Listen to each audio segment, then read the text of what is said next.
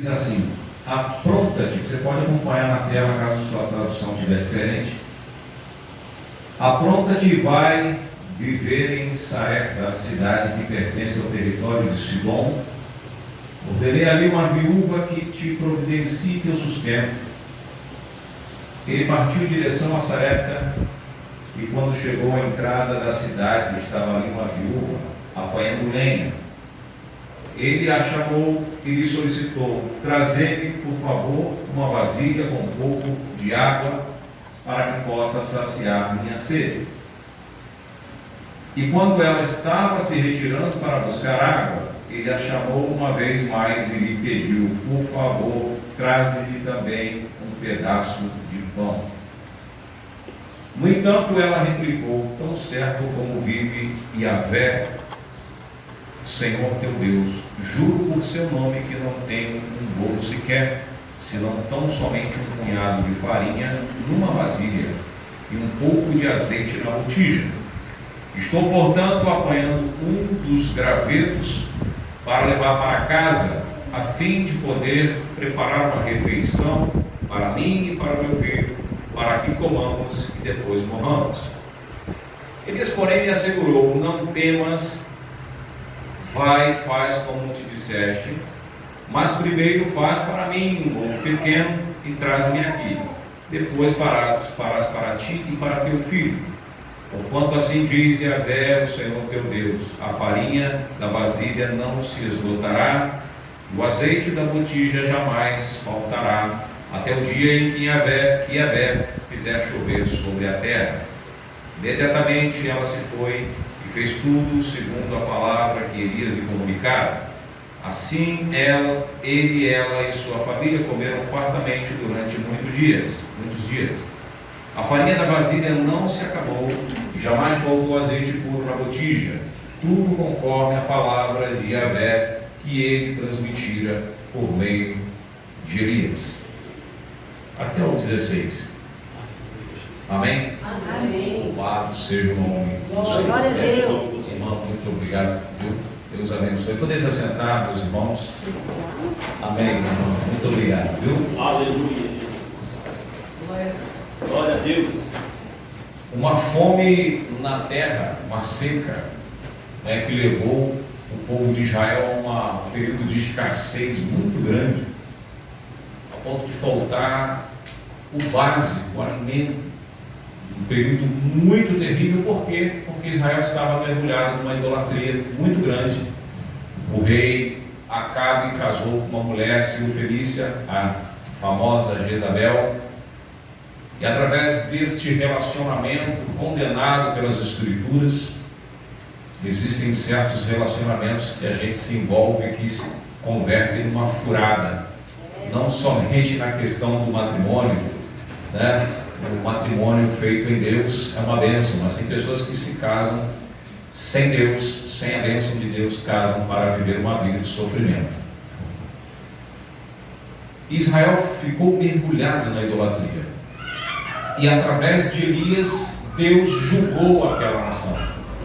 Através de Elias, Deus apertou um pouquinho a peça, para que Israel pudesse voltar para os eixos, para os trilhos, para o seu Deus. E havia uma fome muito grande, ao ponto do profeta ter de se retirar e se esconder num riacho, se alimentar na montanha, através de uma água que corria no riacho. Deus mandava um corvo trazer um pedaço de pão, um pouquinho de carne, e ali ele ficou se alimentando muitos dias. Você vai ver isso no início da passagem aí de 1 Reis 17.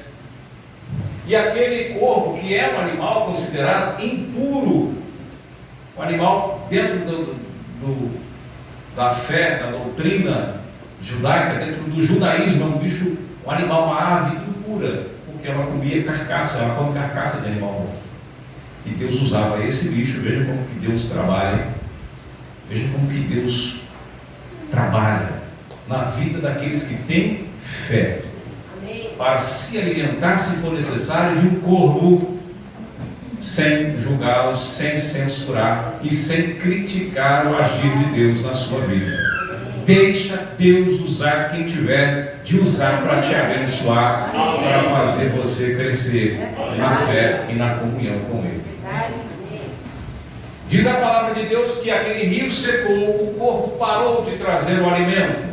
Quando Deus usar um corvo para te abençoar, entenda que aquilo é apenas momentâneo, não é para sempre. Não crie vínculo, não crie dependência, porque nós devemos aprender sempre a dependermos apenas de Deus. Amém. E Deus disse: vai para Sarepta, o texto que nós falamos aqui inicialmente, que eu ordenei uma viúva que te sustente. Olha que interessante. Imagina se Deus fala para qualquer um de nós hoje, ó, vá para Bahia, vai para Pernambuco, vá para o Rio de Janeiro, porque lá eu ordenei que uma viúva te sustente. Imediatamente nós vamos pensar numa senhora aposentada, bem de vida, não é? Uma pensionista ou uma mulher da alta sociedade, porque para nos sustentar, ou não é? Poxa, eu vou chegar lá, eu sou do Rio, né? Vai ser na Barra, provavelmente lá, na Avenida das Américas, nos daqueles prédios luxuosos de lá, de frente para o mar, e Deus vai usar uma senhora para poder me abençoar nesse período de escassez na qual eu me encontro. Ou seja, temos a expectativa e temos a realidade. Nós criamos expectativas, irmãos, com a palavra de Deus na nossa vida, quando que a nossa realidade, ela é bem diferente do que aquilo que Deus tem falado aos nossos corações. Já parou para pensar? Vai que eu ordenei uma viúva que te sustente. Mas quando ele chegou para encontrar aquela viúva em Sarepta, ela estava numa condição muito delicada, não tinha para ela, mal tinha um pouquinho de farinha, um pouquinho para poder comer e morrer, porque a seca era muito grande, já não tinha mais, já tinha se esgotado todos os recursos econômicos daquela viúva.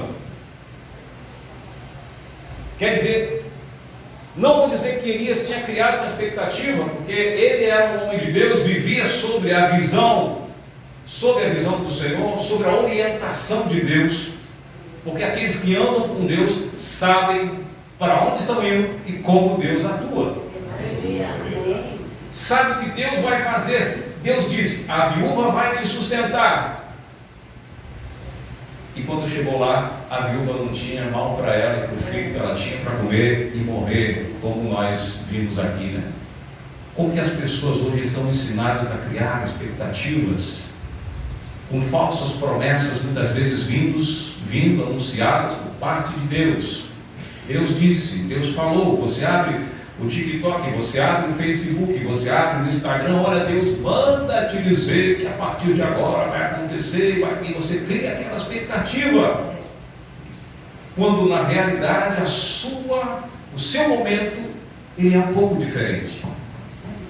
E muitas pessoas ficam frustradas com aquilo que, entre aspas, Deus mandou te dizer e nunca acontece. Porque nós criamos expectativas, mas a realidade que você se encontra, que nós nos encontramos, é totalmente diferente. E nós temos que entender o que diz a palavra de Deus num texto que nós colocamos aqui, que está em 2 Coríntios capítulo 5, no verso 7. O que diz lá? Deus diz para você pensar numa viúva que vai te sustentar, uma senhora aposentada, rica? Não. Diz assim: porque vivemos por fé e não pelo que nos é possível ver. Ou seja, nós não andamos por vista e sim por fé. Esse é o primeiro ensinamento, amém, que nós aprendemos nesse texto, nessa passagem. Elias não andava por vista. Ele não dependia de ver as coisas, de ver o agir de Deus para crer em Deus. Ele simplesmente cria. Ele simplesmente trazia à existência aquilo que ele queria, através de uma vida consagrada em comunhão com o Senhor. Então, quando aquela mulher disse para ele: olha, eu não tenho nem para mim, o que tem é um pouquinho de farinha, que vou fazer para um bolo para mim e para o meu filho, a gente vai comer e vai morrer, porque a realidade que se encontra em Israel é de seca, de fome. Então Elias não tinha essa visão materialista que muitas das vezes ela nos pega, porque nós vivemos em sociedade materialista. Nós somos ensinados constantemente pela nossa sociedade, através dos nossos relacionamentos, que nós precisamos ver as coisas acontecerem. Precisamos ver, e quando nós vemos, a nossa fé é ativada. Quando nós vemos as coisas acontecerem, nós nos animamos. Quando você vê algo de bom acontecer na sua vida, você fica extraordinário. Mas Deus quer que você creia nele antes mesmo de você ver aquilo que você vê.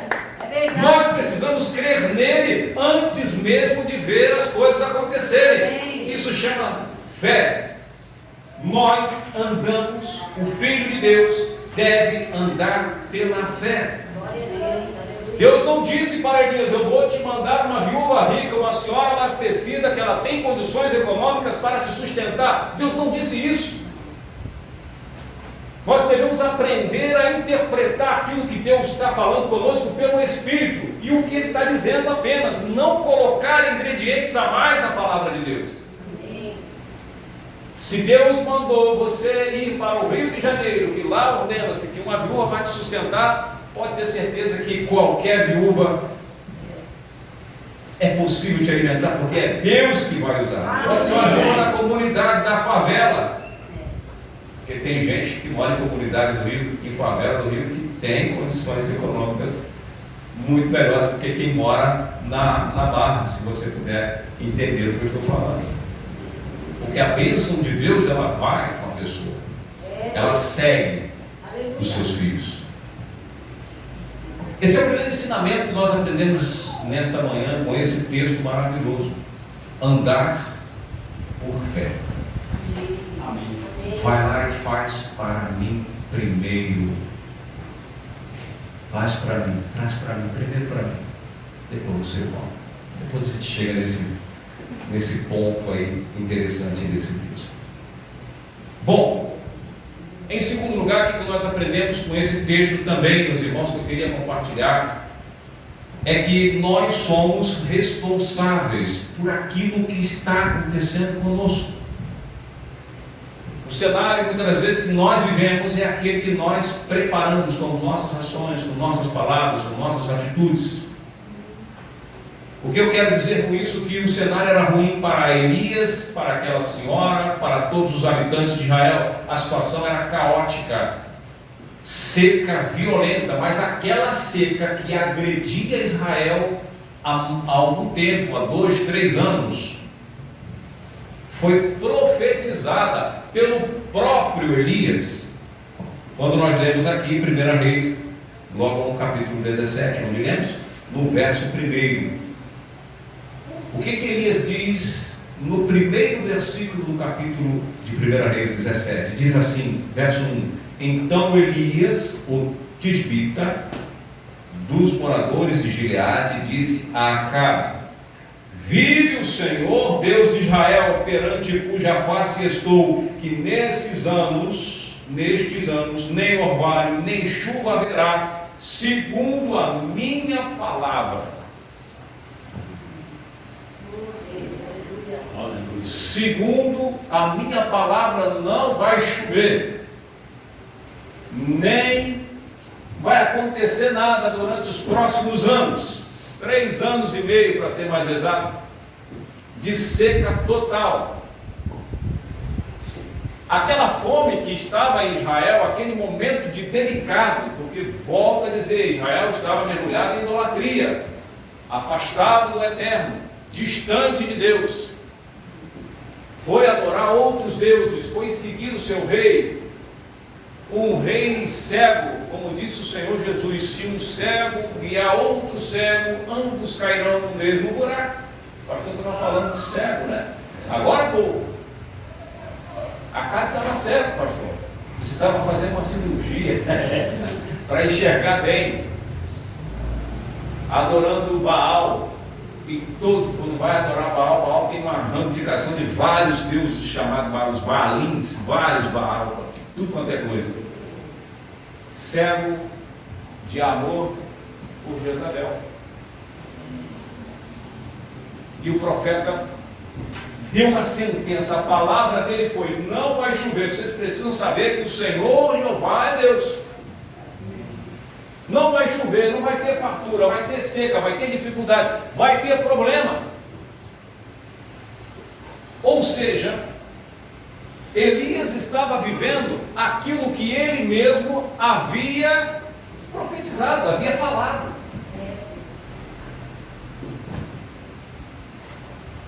Quando ele manda a mulher trazer água, porque a seca já havia chegado nele há muito tempo. Quando ele pede para ela fazer comida para ele, é porque também estava faminto, não somente ela.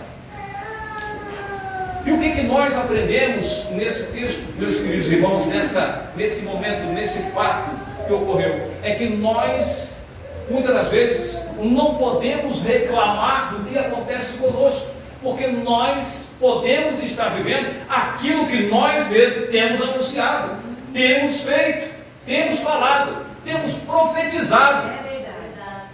As pessoas chamam as coisas ruins para a sua vida e muitas das vezes querem colher coisas boas. Não queremos passar por isso. Eu não quero viver essa situação. Eu não quero passar por essa situação humilhante. Eu não quero viver. Deus, vem ao meu socorro. Senhor, me ajuda, tenha misericórdia de mim. Mas será que não foi você que profetizou isso para a sua vida? Será que não somos nós responsáveis pelo que está acontecendo? Porque Elias deu a sentença, mas ele esqueceu que ele estava no meio. Ele deu o decreto: sobre a minha palavra não vai chover mais. Eu estou falando, não é a palavra de Deus, porque a Bíblia diz: quando você vive na terra, você fala com autoridade, Deus está assinando embaixo. O apóstolo Tiago diz lá no capítulo 5 da sua carta, ele diz: Elias era um homem como nós, sujeito às mesmas falhas, às mesmas fraquezas, mas, diz a Bíblia, orou com fervor e não choveu durante 3 anos e meio. Depois voltou a orar e voltou a Deus derramar chuva sobre a face da terra. Um homem que orava e movia até as questões climáticas, até o clima ele controlava com a autoridade que ele tinha recebido de Deus. Será que o clima da nossa vida, será que o clima na qual você está inserido, não foi você que profetizou isso sobre você? Será que não foi uma palavra que você lançou, vem lançando ao longo da tua caminhada? Será que sua colheita não é fruto da sua palavra, da sua semeadura? Não tem como semearmos coisas e colher outras. O crente precisa ter essa consciência. Deus não é nosso servo para viver fazendo, e ali nos servindo o tempo inteiro. Nós somos co-criadores feitos à imagem e semelhança de Deus, e devemos chamar à existência aquilo que nós precisamos, aquilo que nós necessitamos. Quer colher o que daqui a 5 anos? Comece a plantar agora. Quer colher o que daqui a 2 anos? Começa a semear agora. O que você precisa ter daqui para frente? Começa a semear hoje. Comece a profetizar. Porque nós fomos feitos, pense nisso, a imagem e semelhança de Deus. Olha, igual a Deus. Não é que Deus seja, igual o pastor Tony, magro, ou igual o pastor Bertone. Não estamos falando apenas pelo aspecto físico, mas Ele nos fez co-criadores. A palavra, nós temos esse poder à nossa disposição, e nós temos esse poder de gerar vida para nós, ou a morte. Como diz aqui o livro de Provérbios, capítulo 18,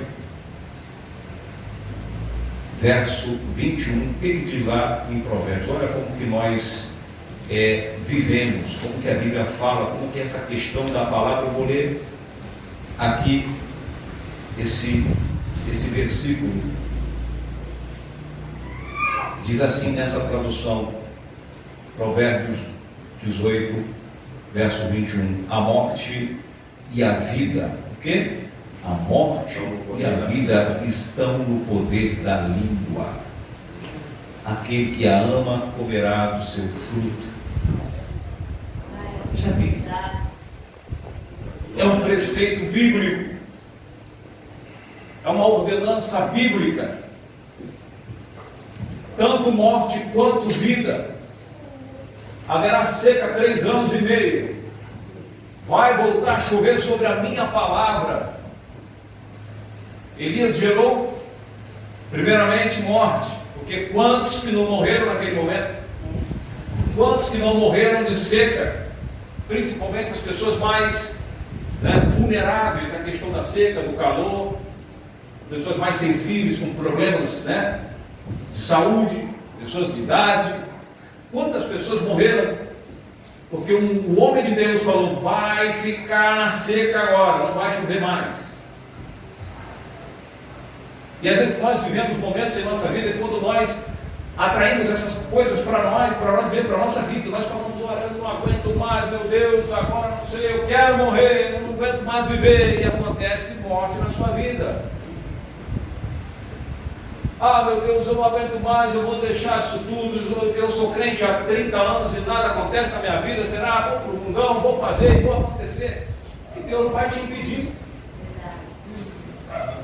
Ah, mas esse menino não tem jeito, esse meu filho não vai para frente. Você começa a reclamar da vida e com isso trazer para a sua realidade algo que você não quer.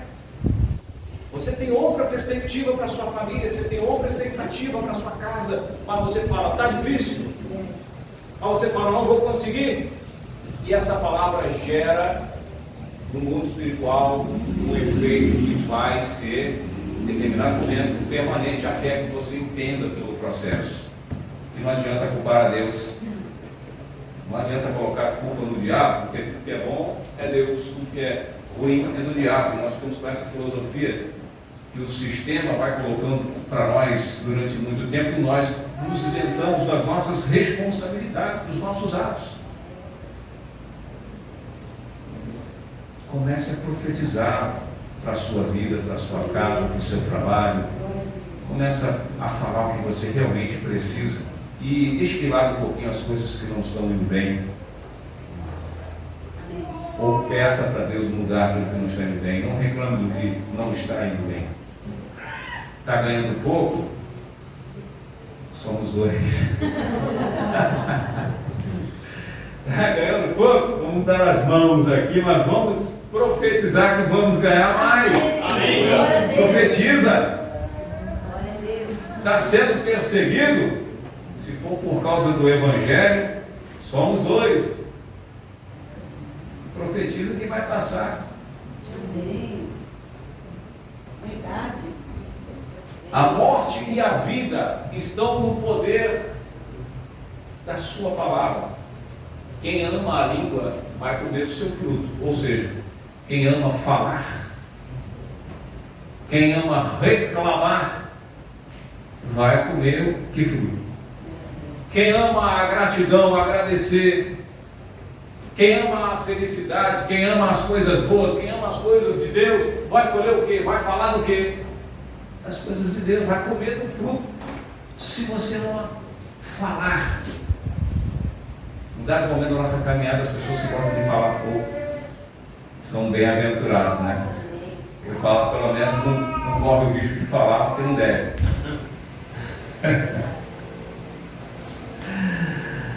Ai.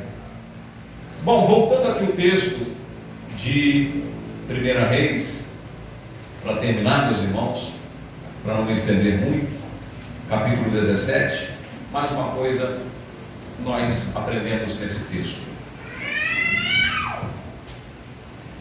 Não importa a sua fase, o momento em que você esteja passando, Deus, Ele quer ser o primeiro na sua vida. No verso 12 em diante, ela diz assim, de 1 Reis 17: porém ela disse: vive o Senhor teu Deus, que nem um bolo tenho, senão só um punhado de farinha, uma panela e um pouco de azeite na botija, e veis aqui, apanhei 2 gravetos. Era tão pouquinho que só 2 gravetos era suficiente para ela fazer a comida para o marido. Quem cozinhou na lenha, e quem cozinha na lenha sabe como é que é, dependendo da comida, você com 2 gravetos não vai fazer. Graveto é o que? Aqueles galhos fininhos, tá? Usei muito na lenha, até pouco tempo atrás a gente estava cozinhando na lenha, né, filha? Fogão a lenha. Por opção, tá? Nós tínhamos um fogão na lenha, às vezes a gente vamos fazer um café na lenha, que é gostoso. Mas se quiser me agradar um dia, me chama para tomar um café. De preferência feito no coador de pano. E nós cozinhamos, às vezes, na lenha. Minha esposa faz umas conservas, falei, bota uma lenha aí, vamos gastar a lenha para poder economizar o gás. E quem cozinha na lenha sabe que você precisa de uma lenha mais sólida, né? Mais robusta. Ela estava pegando 2 gravetos. Ó, veja. Ela falou assim: para dizer que não estou mentindo, você vê 2 gravetos na minha mão aqui. Vou preparar para mim e para o meu filho, para que comamos e morramos. Olha o que aquela mulher estava trazendo para a sua vida. Olha o que ela está falando: a última refeição. Vamos comer a última refeição e vamos morrer. E Elias disse: não temas. Às vezes você tem que dizer para as pessoas que são negativas, e falar para eles: ei, para de falar essas besteiras e vamos falar o que é bom. As pessoas que são para baixo, você tem que chamar essa pessoa e falar: meu irmão, minha irmã, ei, vamos falar coisa boa. Já sei do seu problema, já sei da sua luta, já sei dos seus desafios, vamos falar uma coisa boa. Foi o que Elias falou para ela: ó, não temas. Vai lá, faze conforme a tua palavra. Você está falando que vai fazer o bolo? Faz, pode fazer do jeito que você está falando aí. Porém, faz primeiro para quem? Para mim. Um pequeno bolo, traz aqui. E depois você vai fazer para o teu filho. Imagina se é um crente dos dias de hoje ouvindo de um pastor falar assim: você só tem 50 reais para comprar o pão e o arroz para você fazer. Dá esse dinheiro, põe aqui no gasofilaço aqui, porque Deus não vai deixar faltar nada para você. Será que o crente vai dizer se só tem esses 50 reais no final do mês ainda por cima?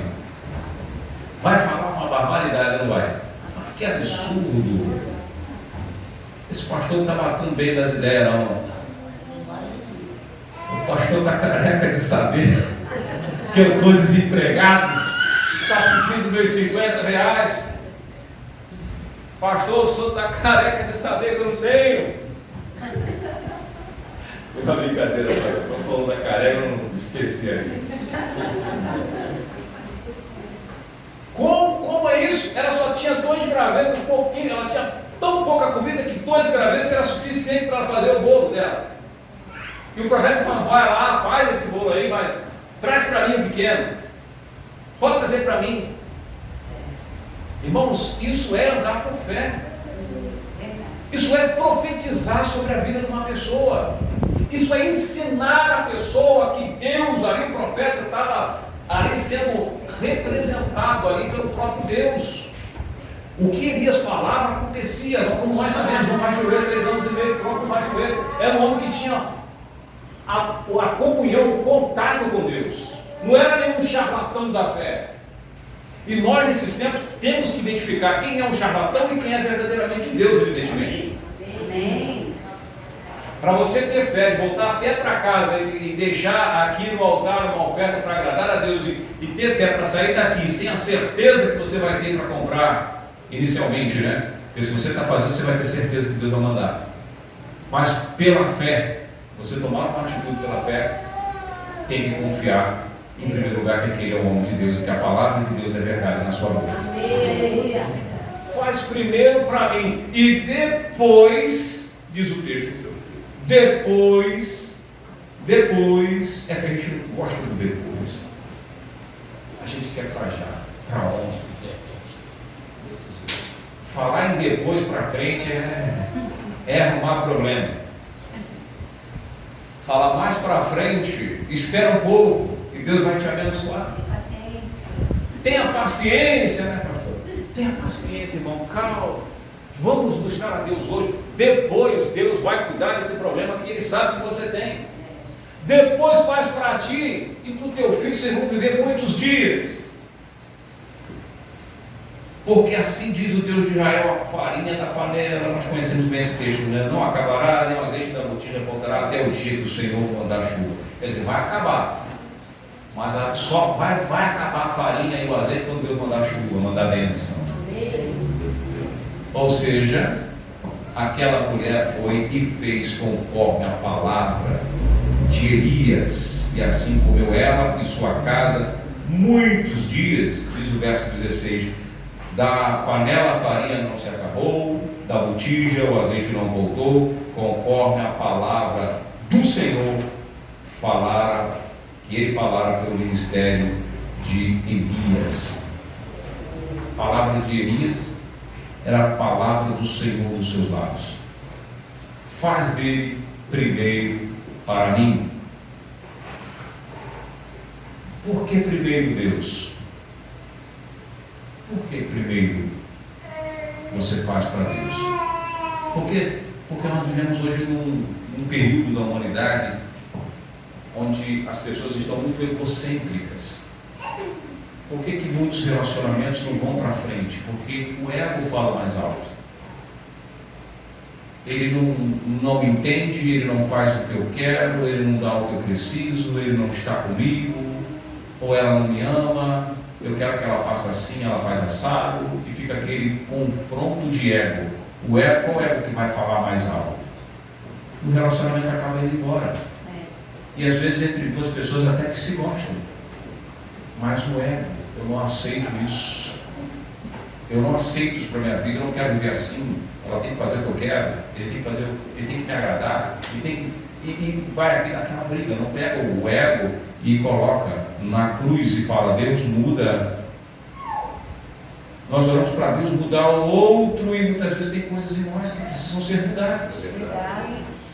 E nós ficamos orando pelo outro: abençoa, abre a mente do meu marido, abre a mente da minha mulher, e transforma, ele tem que fazer, nós temos que ser uma bênção, mas nós nos amamos, nós nos gostamos, e nós não vivemos um sem o outro, mas ele precisa mudar, ou ela precisa mudar. E você? Não precisa mudar? E nós não precisamos mudar alguma coisa? Não precisamos aprender alguma coisa? Não temos nada a mudar? Somos perfeitos? Primeiro Deus. Uma geração egocêntrica não vai chegar a lugar nenhum na presença de Deus. Deus não gosta de filhos egocêntricos. Que Deus tem que agradar o tempo todo. Deus vai fazer o que eu quero o tempo inteiro, e nós não mudamos. O que Deus quer que nós melhoramos, cresçamos. A palavra diz: crescer na graça e no conhecimento de Deus. A caminhada com Deus não é uma caminhada de estagnação, é uma caminhada de crescimento. Ela é constante em todos os sentidos. Crescimento como pessoa, crescimento como marido, crescimento como mulher, crescimento como membro da casa de Deus, crescimento como ovelha do Senhor, crescimento em todos os sentidos, no conhecimento da palavra, crescimento. Nós não fomos chamados para ficar parados, prostrados numa situação. Fomos chamados para evoluir na presença de Deus, em todas as áreas. Mas essa evolução, esse crescimento começa quando nós colocamos Deus como centro. Não nós como centro. Deus vai me agradar, Deus vai fazer ela mudar. Meu Deus, muda ele. Como nós dissemos aquilo isso, às vezes nós estamos vivendo aquilo que nós mesmos profetizamos. Você não conhece meu marido, pastor. Você fala isso porque você não conhece ele é isso, ele é isso, ele é isso. Você vai profetizando muito sobre o varão. Você não conhece minha mulher. Se o senhor conhecesse, o senhor não falaria isso. ela é isso, isso, isso. Você não conhece meu filho. Será que a sua realidade não é você que está desenhando ela para a sua vida? Não é você que está profetizando ela ao falar essas coisas, ao reclamar o tempo inteiro? Elias, faz primeiro para mim. Não era exploração. Hoje nós vemos uma viúva que não tem nem para ela vai comer, vai morrer, e nós estamos pedindo para fazer para nós primeiro. Elias era um explorador, era um profeta, estava explorando. Uma viúva não olha para esse lado. Ele estava ensinando que o que tinha na mão daquela mulher, preste bem atenção nesse detalhe, o que tinha na mão dela, sabe o que era? Era semente, ela tinha que semear. Aleluia. Amém. Porque se ela comesse a semente que ela tinha, ela ia morrer, de fato, como a palavra que ela tinha falado. Ela teve que aprender a pegar aquela semente, porque aquele pouquinho de nada que ela tinha, que era a semente. E se ela come a semente, como é que vai crescer, vai ter mais, né? Então ela semeou, fez primeiro para o profeta, cuidou das coisas espirituais primeiro, com o pouco que ela tinha, com os poucos recursos, com as poucas forças, cuidou das coisas, dos interesses de Deus em primeiro lugar. Por isso o Senhor Jesus diz lá em Mateus capítulo 6, verso 33, que nós conhecemos, né? Mas buscai primeiramente o reino de Deus e a sua justiça, e as demais coisas vos serão acrescentadas. Quando Jesus está falando disso, ele está falando das coisas materiais. Se você pega esse contexto dessa passagem aqui, ele está falando que o gentio se preocupa só com isso, com comer, com beber, em pagar as contas, e ter isso, e ter aquilo, e ter carro, e ter casa, e pagar o aluguel, pagar isso, pagar aquilo, viajar. Os gentios se preocupam com isso. Ou seja, as pessoas que não conhecem a Deus se preocupam somente com isso. É armário cheio, é uma roupa bonita, Deus sabe, nesse texto ele fala, Ele sabe das coisas que nós precisamos. Busca primeiramente o reino de Deus. Não come a semente, não. Não coma a semente. Aprenda a investir no ministério, no reino de Deus. Hoje o pensamento é, não vou dar dinheiro para o pastor está bem demais, isso aí o pastor não precisa, Deus não precisa do meu dinheiro. Deus também não precisava da farinha daquela mulher. Deus não estava nem aí para a farinha daquela mulher.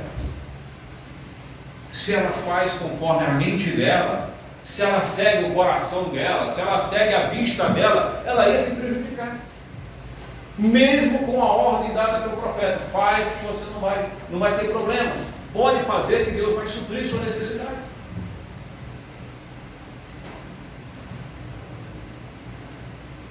Busca primeiramente o reino de Deus, e as outras coisas vêm por acréscimo. Deus vai acrescentando, na medida que você vai se entregando para Deus. Eu não estou dizendo aqui, irmão, para você pegar o teu salário.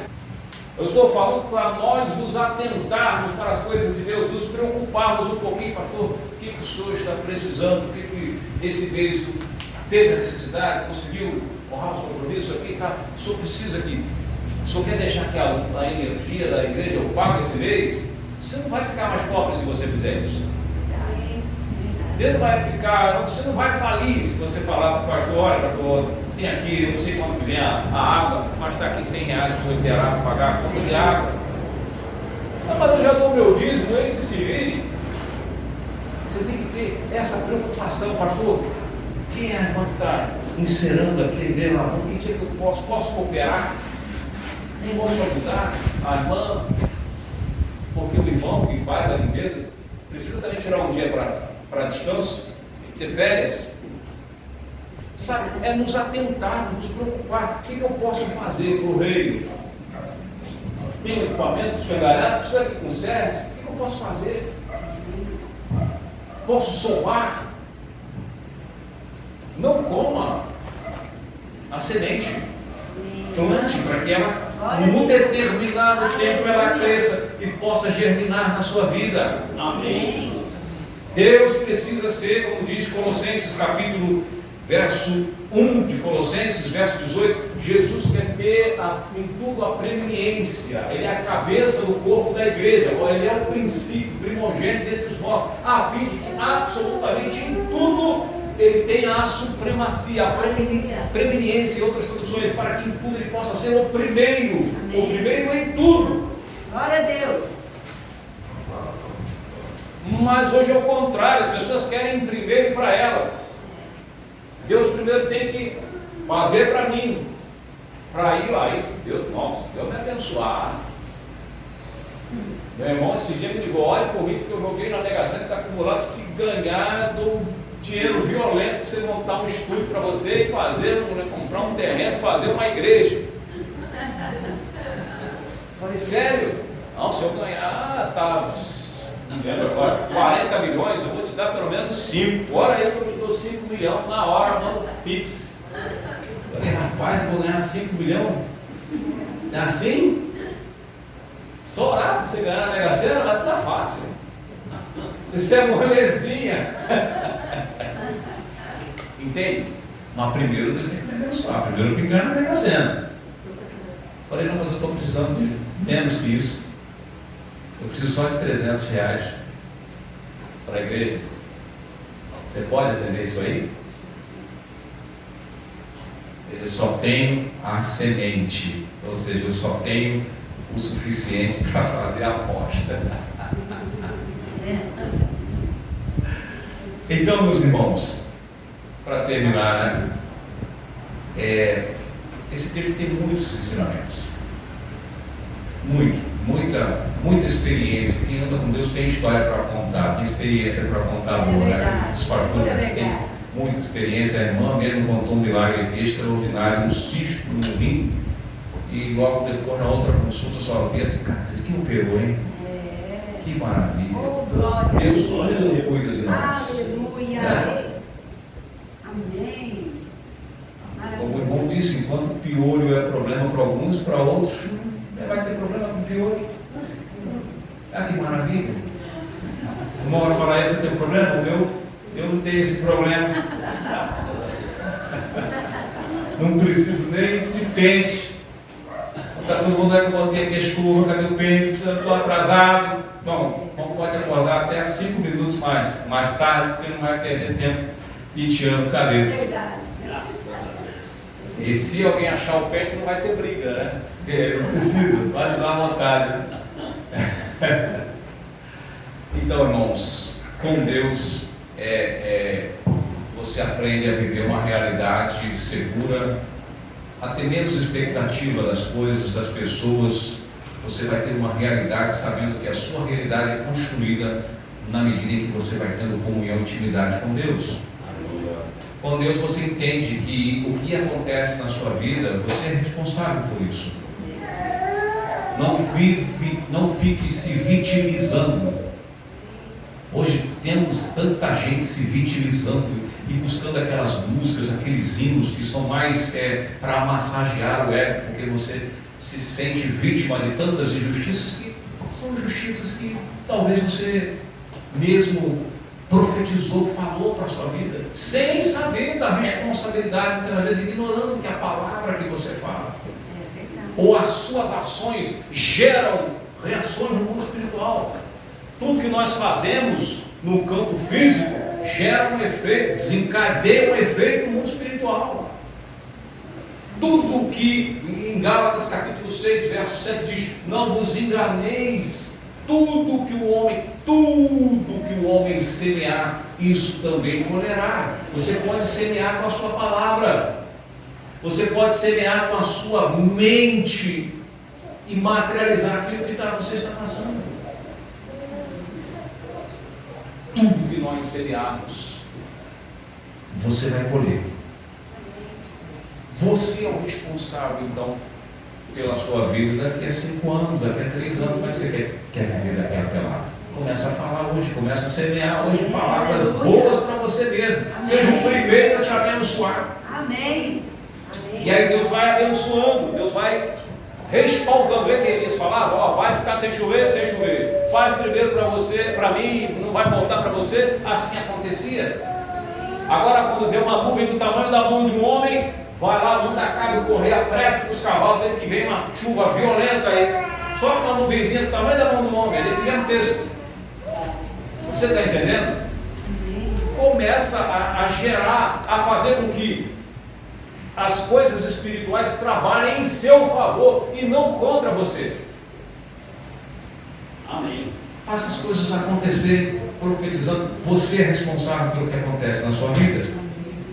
E não importa a sua fase, seja boa ou seja ruim, Deus deve ser o primeiro na sua vida. Aleluia! Em todos os sentidos, Deus deve ser o primeiro. Honre a Deus. Eu não estou falando só na questão econômica, não, irmãos. É honrar a Deus mesmo. Seja fiel a Ele. Seja fiel ao Senhor. Eu posso estar lá numa praia da Bahia, em Ilhéus, irmão falou da Bahia, né? Aquelas praias, Itapuã, ninguém me conhece lá. Lá estou livre para fazer o que eu quiser. Ninguém me conhece lá na Bahia, ninguém sabe que eu sou pastor. Posso chegar na praia lá, falar com a moça bonita daquela, posso tomar uma cervejinha, posso fazer o que eu quiser lá, ninguém vai me julgar. E depois voltar na maior cara de pau, tranquilo, porque lá ninguém me conhece, mas o Eterno me conhece. Amém. Então eu tenho que honrar Ele, aonde ninguém me conhece. Lá Deus me vê, Deus me conhece, lá Deus sabe quem eu sou eu, lá Deus conhece a minha personalidade. Estou sozinho, longe da minha esposa, há uma semana, posso fazer o que eu quiser aqui, ninguém me conhece, ninguém vai me julgar. Mas Deus é o primeiro na minha vida, não posso ser desapontado. Aleluia! É verdade. Às vezes nós nos preocupamos em desapontar o próximo. Não, se pastor, eu faço isso aqui, vai falar. Se a pastora me ver por aqui, né, se passar algum irmão me ver nessa situação, não, vou ficar de boa, porque não, fique tranquilo, honra ao Senhor. Amém. É Deus que não pode se decepcionar com você. É verdade. Aleluia. Não se preocupe em agradar todo mundo, até porque vai ter momento que para andar em comunhão com Deus você vai ter que desagradar as pessoas. Verdade, verdade. Para andar na presença de Deus você vai ter que dizer não para algumas pessoas. Então não se preocupe o tempo inteiro com as pessoas. Dê bom testemunho, mas se preocupe em agradar a Deus. Amém. A honrar a Ele, a colocar Ele em primeiro lugar. Aleluia. Glória a Deus. Amém. Deus abençoe. Amém.